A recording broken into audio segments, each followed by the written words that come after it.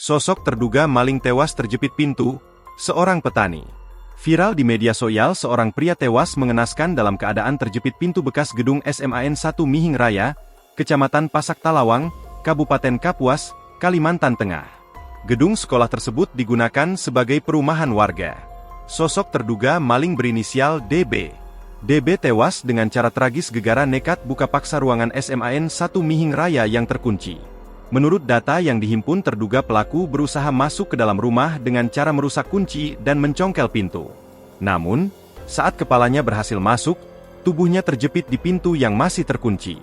Diketahui identitasnya, terduga maling itu berinisial DB yang sehari-hari bekerja sebagai petani.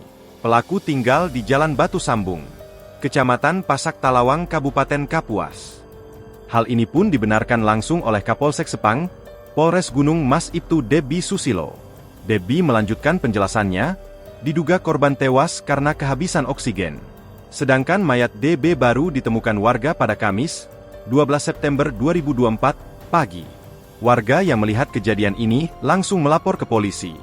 Debi menyebut tidak ada tanda-tanda kekerasan di tubuh DB.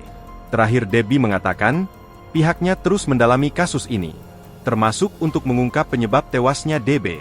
Download Tribun X sekarang, menghadirkan lokal menjadi Indonesia.